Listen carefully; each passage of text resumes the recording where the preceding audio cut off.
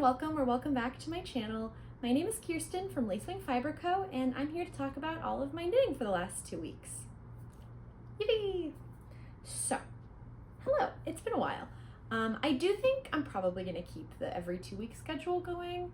I don't know, it seems appropriate for while I'm in school. But please do feel free to let me know in the comments down below if you agree or think that I should do more frequent updates. And maybe I can look into doing something else on the off weeks for podcasting. Like, I don't know, some kind of take you with me to grad school or something. So yeah, speaking of grad school, I have started school now. I had my first teaching, like fully me alone in the classroom today. That was really exciting and scary. But nobody died. I think it went really well. You know, it's just scary. But yeah, school's been going well. I have my project a little bit more sorted out. It seems like it's going to be very focused on coding in R, which if you guys don't know, it's like a coding platform that a lot of statisticians and specifically biologists use to do stats for their projects.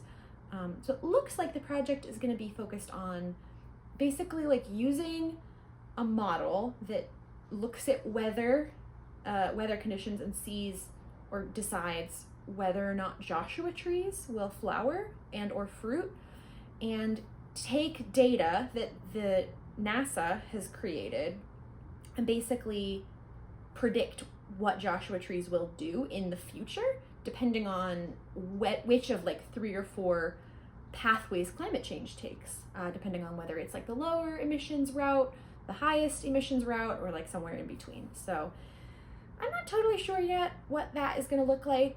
Probably a lot of coding and a lot of big learning because I don't know R very well right now. But I am here to learn and I'm really excited about it. So that's been what's on my mind recently, but you guys are here for knitting. So let's talk about it. So for project updates, I have a couple of projects. Most of them are the same as last week, with a couple of new ones and then a couple that I haven't really been working on. So first of all, oh my gosh, it's caught. Okay, first of all, I want to show you my Golden Ticket sock by Lisa K. Ross. So I have gotten a lot further on this. I did the heel turn like 2 nights ago. It's cool. Look, the heel is pearl, like the pearl bones are on the outside. So it really creates an interesting texture. And this is my first toe up heel. It was very similar to a heel flap and gusset, like heel turn, but it was still my first time. But yeah, I'm really pleased with how it's turning out. I did make a little mistake in the pattern. Let me see, it's this row. I mean, the fact that I have to tell you, I don't know, it's visible, but it's not like horrifically annoying. And I think that this subtle variegation of the yarn kind of hides it. But I'm really, really happy with how this is turning out. And I'm really enjoying knitting on it. So I will probably, well, in 2 weeks, I'm hoping I'll have a finished sock and a second sock started. But we'll see about that because grad school. But I am really enjoying it. The yarn is beautiful. And yeah, I'm really enjoying knitting on this. It's really good, like TV project. Like it sits at my couch most of the time because I find that while I'm watching something like YouTube or TV or whatever, it's really interesting and it's engaging while also being like repetitive enough that I don't have to look at the chart anymore. Like I probably had to look at the chart until about here, you know, a couple of like 2.5, maybe 1.5 pattern repeats. But at a certain point, yeah, it became very memorable. So yeah, the Golden Ticket socks. And the yarn that I'm using is Woolberry Fiber Co. in Torio. It's from her Lord of the Rings club that she did like in 2023, I think. And then the contrast color, I don't think it has an individual name. Like together, this was Torio.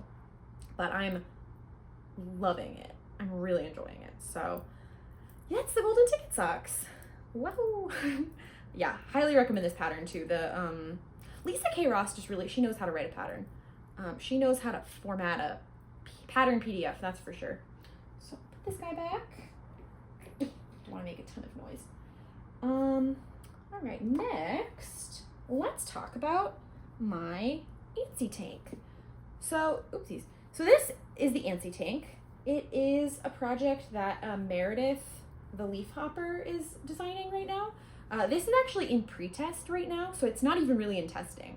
Basically, she is doing some really complicated shaping for both the hip, like, I'm not doing hip gussets because my hips are little, but you have an option of doing hip gussets that basically flare the tank out at the hips, and then you can also do bust gussets that flare the tank out at the bust. So I am like 2 rows away from starting my bust gussets, and they're basically going to go on either side where my stitch markers are. So yeah, I'm like halfway through this ant, and I'm like 2 rows away from starting my bust shaping. And then when I finish this ant row, I believe I will split for sleeves. So then I'll be doing color work flat, which is something I've never done before. We'll see how that goes. But then I'm gonna do the front, start the strap, back, strap, and then I 3 needle bind off, I think, which I've also never done. So I'm really having fun. But oh my God, I'm just really pleased with how the color work is coming out on this. Like the ants are so, like the low contrast colors are really fun. So the yarn that I'm using for this is Hobie Acacia, which is a cotton acrylic. I think it's like 50, 55, and 45 or something like that. Cotton and acrylic. And the peachy color is one of their colors. I think it's, I don't know. I don't remember. It's like their orange, I think. And then the brown I actually dyed with Rit dye from the peachy color. So yeah, very, very pleased with this. And I'm really enjoying working on it. It's hard to bring anywhere because, you know, it's kind of a lot, but I'm really enjoying knitting it. So yeah, that's the Antsy tank pre-test. Put that back. All right. The next project I wanted to talk about is another bug knitting project. So as you may know, I am an entomologist and ecologist by trade. So my Joshua Tree project, I'm really trying to find a way to focus that project on the yucca moth, which is the pollinator that pollinates Joshua trees. So I'm still deciding on what I'm gonna add to my project to make it a little more moth ecology focused.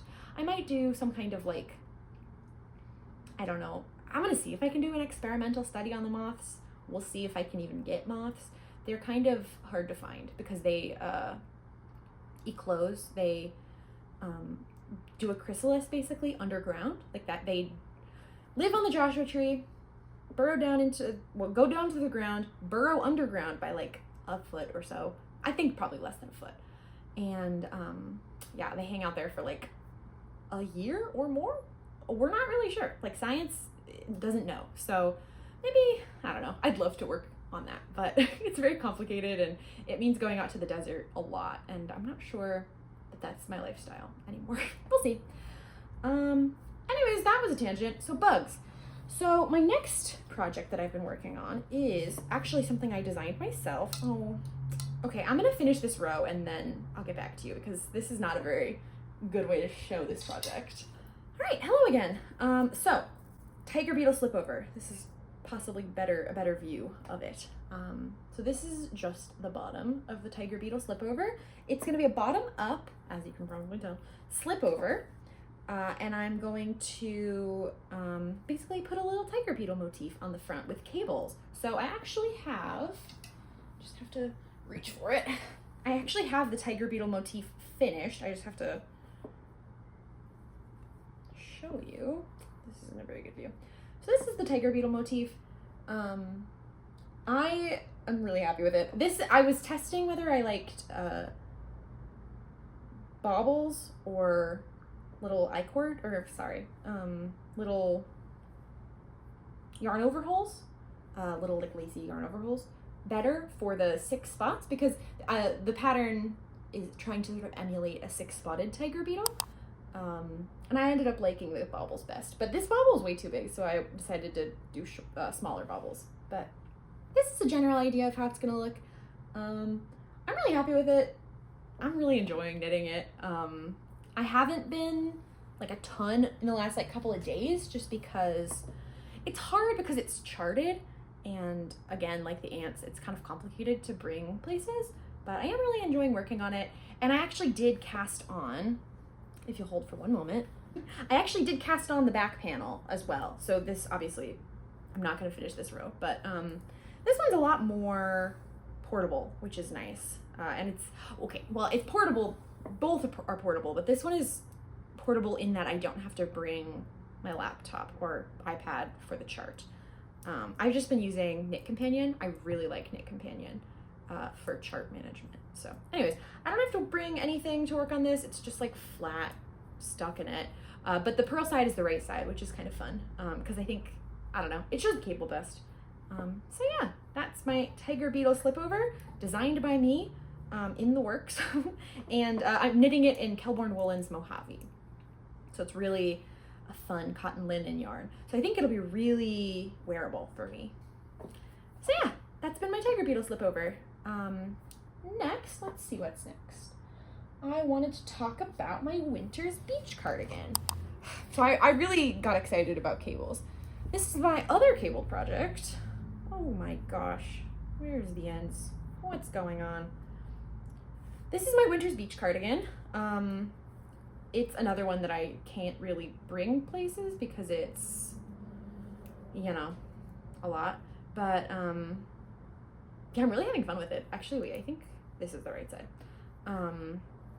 It's a lot of fun. It's, I've just started the cables, right? So I'm like, this is like row 4 maybe of the chart. And again, because it's charts, I can't really bring it anywhere. I really worked myself into a hole with this one. But I am really having fun with it. And the yarn is just like, it's cool. It's Rosa Pomar Mungo. So it's a cotton wool blend and it's all recycled, which is cool. It is sort of coarse. My friend Alexis, hi Alexis, love you. I don't know why I did the K-pop heart. I guess I only have the one hand. Anyways, my friend Alexis is also working on this project. We're knitting it together. And she was saying that the yarn really hurts her hands to work with it. I don't know that it really hurts my hands all that much, but I think maybe it's not so much that it hurts my hands, but it's just like,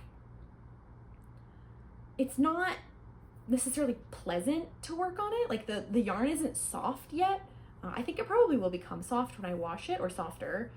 And I mean, I don't need this to be a soft garment anyways, because it's not supposed to be close to the skin. It's a cardigan and it's, you know, cable, all over cable, the DK weight. So like, if it's not soft, I'll live.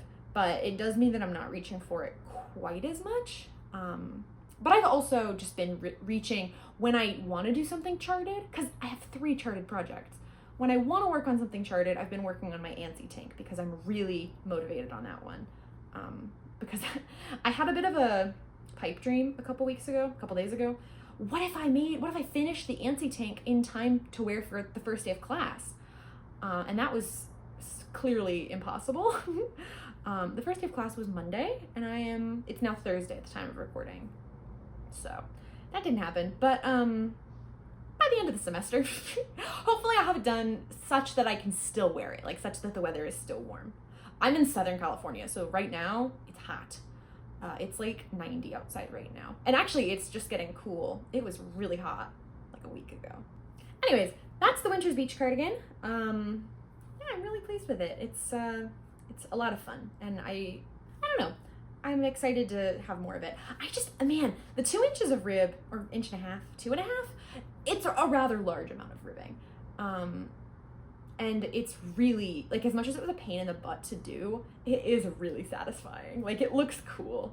I always do this. I'm like, I only want like a little bit of ribbing because I really want to be done and I'm really excited. But long ribbing looks so cool. So that's the battle we're fighting today. Or rather, maybe the battle we fought last week, because now I'm done with ribbing and I'm really happy with it. So yeah, that's my winter's beach cardigan. Ta-da! All right, put that back in its bag.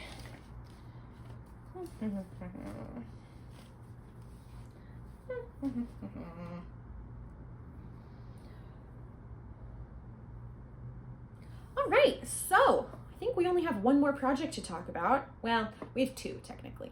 One, okay, we only have, okay, sorry, I'm getting ahead of myself. we have one more project to talk about in this section, and it is not yarn at all. It is actually, oh my gosh. Oh, okay. It is actually quilted. I learned how to quilt this week. So I made 3 things. It's a little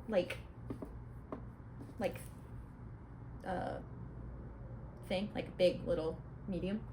I don't know what the word is. I'm just losing my mind. So the first one I made was this. And it was originally supposed to be a laptop case for my laptop, to protect when I go to school. I wanted to have something just to like a sleeve to put it in. This one, first of all, is far too small for my laptop. Second, I did the lining wrong. I'm not going to show you because I'm embarrassed. But basically, I didn't sandwich the like seam inside between the lining and the outside. I just like put the like basically I sewed it all in one layer, and so it looks really silly and I'm not super happy with it, but it works great for project bag, so I've been using it. I went to the Los Angeles Spinners Guild a couple weeks ago, last weekend, and I didn't want to bring my whole wheel, so I brought this little Turkish drop spindle project, and I'm really having fun. I don't know what you need to be able to see this clearly, but I'm really having fun working with it and learning how to Turkish drop spindle again, because I really put it down for like years, and this works great for that, so it doesn't have to be pretty, but it is. Anyways, so that's the first one. Too small for my laptop. Oy, and this zipper is really, I don't love a metal zipper, especially for something like this. It's just, I always feel like they catch. So anyways, the metal zipper is annoying too. Then I made this one, which is beautiful and flawless and perfect, as you can tell. She's perfect. She's beautiful. She's Grace. She's my laptop case from space. Yeah, I'm really happy with this. It fits my laptop, which is lovely, grand, perfect. And yeah, it's exactly what I wanted it to be. I do think I want to put a little pocket on the inside, and I'm not really sure how I want to do that yet, because I don't really want the seam to show on the front. I don't know, I'll have to give it some thought, but I'd really like to have a little pocket for like a pair of headphones, and like, because I have a Mac, here it is, and I don't have any USB-A ports. I only have USB-C ports. So if I want to plug something USB-A into my laptop, I need to carry this dongle with me.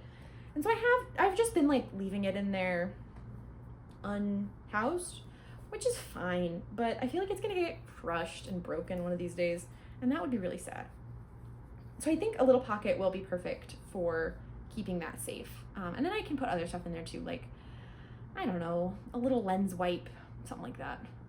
Or, you know, screen wipe, and like I said, a little pair of headphones or something. Because I've been taking my laptop to school like every day, just because in this digital world, you gotta. So the laptop case was awesome, and I'm really pleased with how this one came out. And then finally, I had previously a little like pencil pouch that just didn't work very well for me. It was like smaller, it was like maybe that big, if you look at what my hand is covering. And so it was really tricky getting stuff in there, and it just like wasn't super functional for me. So, and obviously it didn't match, which is vitally important. So I decided my third and final quilting project would be, I made a little pencil pouch. So there's my pencils and stuff in there. I am the kind of person who will use lots of colors when she takes notes. Like, I am very much a color-coded, color-excited kind of gal. So having like this thing is my favorite. This Staedtler pens. I got them when I got into bullet journaling, like probably 6 years ago at this point, and I am just I love them so much. They're like a felt tipped pen, but they don't bleed at all in my experience, and the tips are really like long lasting, and the colors are fun, and the little case is fun. These Staedtler pens really are very good. And then I also, sorry, this is like a what's in my pencil bag tour now. I guess you guys are just gonna have to live with that. I think this is just really fun. okay, so first of all, I am TAing a class this year. As I mentioned, I taught it today. And I'm running quizzes, like paper quizzes every week. Every week there's not an exam, just as like a, hey, were you in class? Hey, did you listen to me lecture at all? And I've decided I'm gonna mark the lecture or the quizzes up with green because I feel like marking stuff up with red is just really unnecessarily aggressive. And so marking stuff up with green is like a little bit, I don't know, I feel like any way to make your class more approachable is a good thing. I don't know, maybe that's just me. But I think, because I also do work at a school that serves like a high proportion of underrepresented groups. Like my school has a higher proportion of like Hispanic students than any other racial group, including white students, which I don't think is proportionate to like the population around me, like of the actual city. So anyways, the moral of the story is I don't want to be a downer nor a jerk. So I think my little green pen idea is going to be so fun. So I graded one quiz already in my little green pen. So that's fun. So anyways, the thing I was going to say, I also have these little pencils and I have washi tape on them because they have blue and red lead, like pencil lead. So I can write in like regular graphite gray, but I can also write in pencil in red and blue. And that's so fun. I just love it. It means that I can not that the staplers really bleed all that much, but I can absolutely not worry about it with these. And I don't know, they're more erasable even than like an erasable pen. So yeah, these are my fun little like sleeper hit. Like not a lot of people, you wouldn't think this would be as convenient and as fun and as handy as it is, but I promise you, having a red pencil and a blue pencil just for like diagrams, yeah, I don't know, man. I don't know. I think it's pretty cool. I think it's pretty helpful. Anyways, that's enough of that. So yeah, my final thing is my spinning. So I already showed you, pull it back out. I already showed you my hand spinning on the Turkish spindle.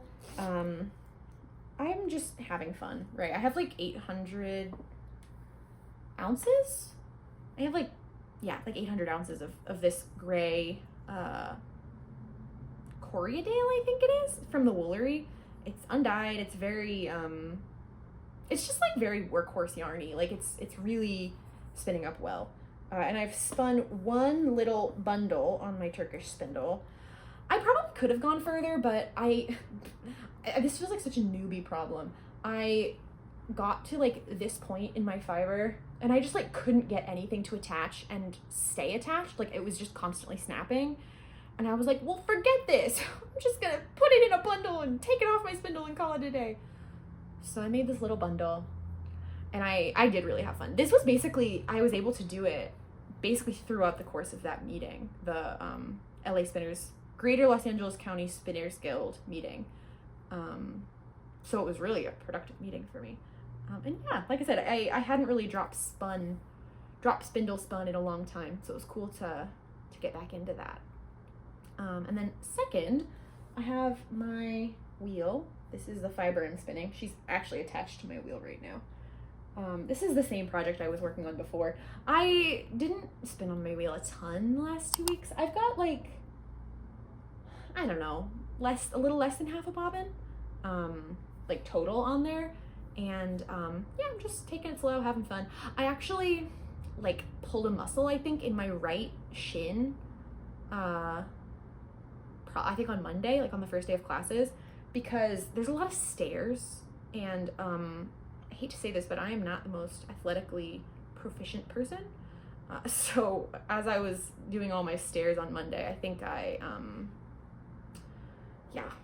think I might have overdone it and pulled a muscle. So anyways, the moral of that story is spinning on the wheel was kind of hard, and it continues to be kind of hard because my shin is just like, I can walk okay now. The first day it was annoying. Today I can walk fine, but stairs still hurt, and stuff like spinning, because it's that like up and down motion of the, like you're basically running that muscle constantly in your shin. It did not work, alas. But that's what the drop spindle is for. So we live and we learn, and we pick up drop spindle. Okay, so what next? Let's see what I said. Yeah, as far as the other stuff that I talked about last week, I talked about the Camp Waffle socks, and I talked about the California sweater, I think. Both of those I just really haven't worked on a whole lot. I don't know. Yeah, sometimes you gotta pick a project, and it wasn't those. I did, though, pull a project out of retirement, or, sort of jail. This is a Held Together hat by Lindsay Fowler, I think her name is. The yarn is Druid Craft Held Double. It's fingering weight held double, that's the pattern. And then for this brown section, I'm holding it double with, I don't remember, it was a sock set from Kate at Red Door Fiber Studio. So Druid Craft and this brown skein were the sock set. And then the purple in the middle was my partner's idea, Aaron.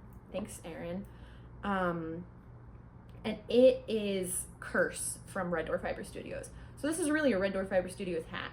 But yeah, I found that it's really good. Like, I just keep it in my school bag, and it's really good like during class knitting, because it's 1x1 rib, so it's engaging, but not engaging enough that I'm distracted or losing myself in the pattern, or losing the pattern in my thinking about school.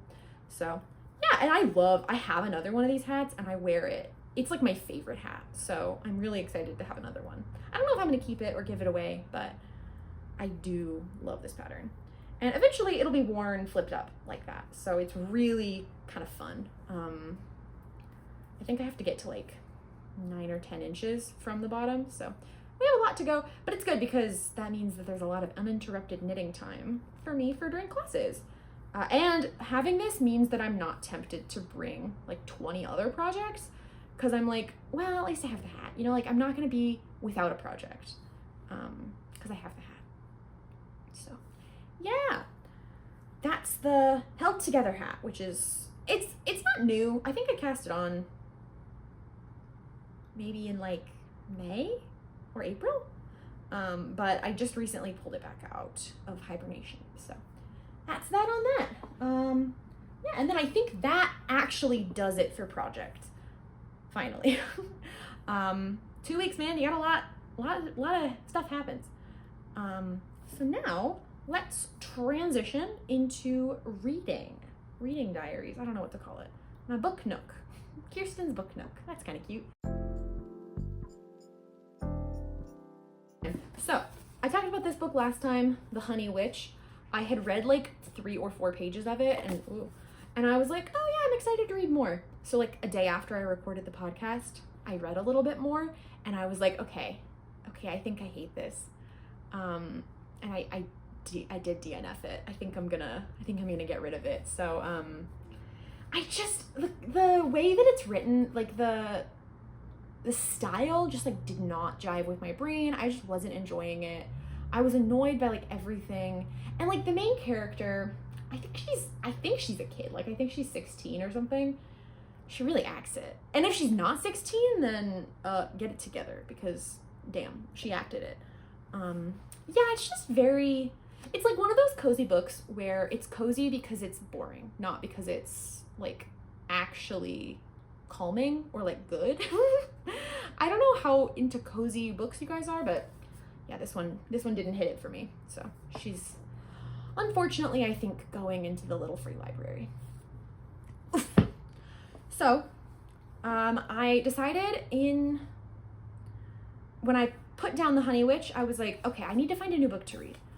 And I wanted to read something sort of romantic, sort of like not hard, like an easy book, because A Day of Fallen Night is so much. So I picked up Bringing Down the Duke by Evie Dunmore, which is book 1 in her, I think it's like League of it's some like women are cool and powerful. League of Extraordinary Women, that's what it's called. Basically, it's about this girl who is this like daughter of a vicar, but she has been like kind of downtrodden for the last couple of years, and she gets into Oxford in the very first female class of like their education. But in doing so, she basically signs a deal with the women's suffragette movement that like she's gonna help them because they're like providing her a stipend. So she basically joins the women's suffrage movement in like 1879 England, and she's trying to convince these high-powered men to believe in women's suffrage. And who does she find but a grumpy duke who is basically, you know, between a rock and a hard place in a number of ways. But oh no, he has room in his heart for love. I really liked this. I say all that like it's so silly, but I did really enjoy this. I read it over the course of like 3 days. Kind of couldn't put it down. It was just like fun, and the writing was like, I don't even know. I can't put into words how this was different from the Honey Witch. I think the Honey Witch was just like really, I don't know, it felt juvenile in a lot of ways, but I think particularly in its word choice, honestly, like everything was very basic and nothing was described in a way that was interesting to my brain, which is why I was complaining about it being boring. This book, on the other hand, had, I think, really well done, like, metaphor and, like, just, like, the occasional literary device, like, not even anything crazy. Like, I'm not talking themes, right? Like, that's, I mean, and it did have good themes, but, like, it literally just had, like, sentences that went beyond serviceable. Like, it wasn't just readable, it was beyond that. It was actually like engaging and enjoyable, and clearly that was what I needed because I ate this thing up. That and the romance was really engaging, but yeah, I really enjoyed this. And she has written, so as I said, this is book 1 in a series, The League of Extraordinary Women. I don't know when I'm gonna read the next ones. Honestly, I kind of liked this one as a standalone. Like, I kind of don't feel the need to read the other books, partially because I really liked the main characters of this book, and I wasn't as crazy about any of the other women, because it's basically, she's got like 4 or 5 friends, the main character of this book, and the future books are about those friends. And I don't care that much about any of her friends to read their books. So I'm gonna hold off. I have the next one. I have 1 of 4 that exist. I got them as a gift actually from a book-themed gift exchange that I did a couple Christmases ago. So thank you, Sarah, if you're watching this. I love ya. She got me this and the sequel. We'll see if I read the sequel, but I did really like Evie Dunmore's writing. So I don't know, if at some point I will read more of her books, even if it's not this series. Like, I enjoyed her writing style enough to want to continue with her stuff. So that's that. I actually haven't really started another book. I'm still in the middle of A Day of Fallen Night, but like I said, that one it's a slow process. Like, that one I'm going to be reading for probably another month. Like, it's just, for books like that, I'm a very slow reader. It's like I need to be in the mood to like really think hard about what I'm reading. And not even just because it's like hard to read, it's just like very complicated. And Samantha Shannon, oh my god, her prose, she's just talented as hell. But it does mean that I'm slower at reading it, which is probably good. I'm savoring it. But the next book that I pulled out of my to-read pile is called Sword Crossed. I keep wanting to, when I'm typing the name in, I type Swords Crossed, and that's not it. There's no extra S. Sword Crossed 1. I love Freya Marsk, this author. She wrote the Last Binding trilogy, which is A Marvelous Light, A Restless Truth, and The Last Binding, I think the last book is called. And they're basically, I think mostly she writes like historical fantasy romance, which is my favorite. Like, I love historical fantasy romance, if that's even a genre. I eat that up. So I haven't started this yet. I think I might have read like the prelude or whatever, if she wrote like an introduction. But I think it's about like a guy who is placed in an arranged marriage, and he has to like, he's a like merchant, like a wool merchant, which obviously for me is very, like, entertaining. The book opens, the first line is, Matty laid his fingers on the polished edge of the bar's wooden surface and forced himself to stop counting sheep and yards of twill and looms in need of repair and outstanding debts. Which, like, I mean, you've already got me. Like, looms? Sheeps? I'm in. I'm already engaged. I'm already in. So I guess, I think main character Matty is, like, he has to get married for some reason, and so he's put in an arranged marriage with this woman, but then, like, there's somebody is in danger of, like being attacked, like, you know, physically. So he hires this, like, hired sword man, mercenary type, to basically, like, protect the both of them. And I guess he develops feelings for the hired sword man. It is gay, which Freya Mars, all her books are queer in some regard. And again, she writes, like, a burgeoning romance, like the moments before they start getting together, like no other. Like with Bringing Down the Duke, they were kind of in love the whole time. Like, the only reason they didn't get married, lickety split, is because she wasn't, like, rich enough for a duke's wife, to be a duke's wife. She didn't have enough social standing. But, like, they were in love the whole time. They were making eyes at each other from day one. But Freya Marsk, as a contrast, that woman, that person, knows how to write people who didn't even think they could fall in love, and then, like, the transition from that into them, like, not even knowing what life could be like with the other person. Like, she is I just love her writing so much. And again, it's engaging and actually well done, well written. So no shade to the Honey Witch, but shade to the Honey Witch. So I haven't started this yet, but I am really excited to. I think it'll be good to have something that's not a Day of Fallen Night for school, because again, I'm gonna want something a little less dense for while I'm, you know, thinking about so much climate change and other dense stuff. So yeah, that is all I have to say about books, I believe. Let's see. My little notes. Yeah, I have no acquisition. Oh, actually, that's a lie. I do have one acquisition. One of these yarns I actually already had. This yarn I bought from Apricot Yarn and Supply in San Diego. I used to work there. I love them. I bought 3 of this color and 2 of this color for the Cardigan by Meredith by the Leafhopper. It's a cicada cardigan, and I'm really excited. She has selected her testers, and I am one of them. And so I had bought 3 of these and 2 of these at Apricot, so I really would have wanted 3 of each for the sweater, but Apricot only had 2 of this, 2 of the darker. So I was like, well, I guess I'm only getting 2.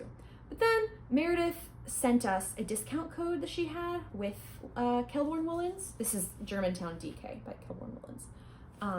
Meredith sent us a discount code with Kelborn, and I was like, I should probably get the 3rd of this. So I did.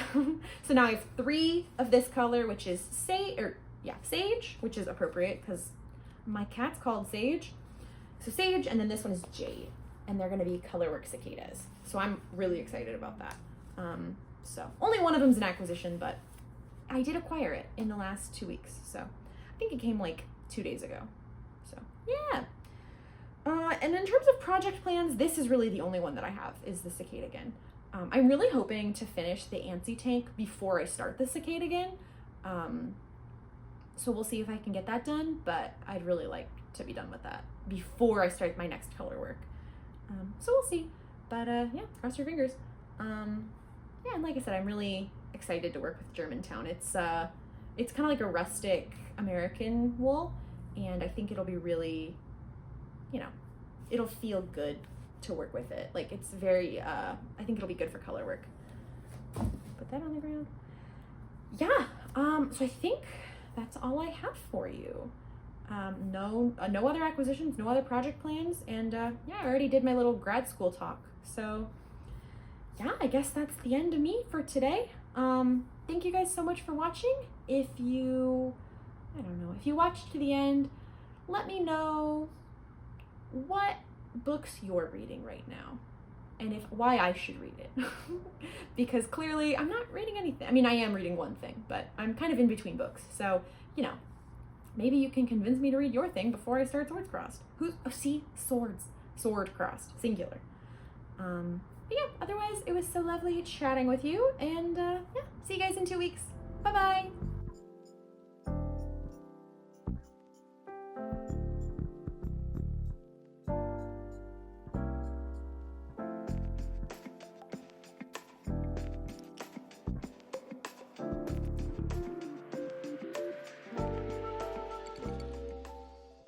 Baby. Oh my gosh. Baby girl. Oh, she doesn't like this at all. Okay, bye. Oh, how I love her.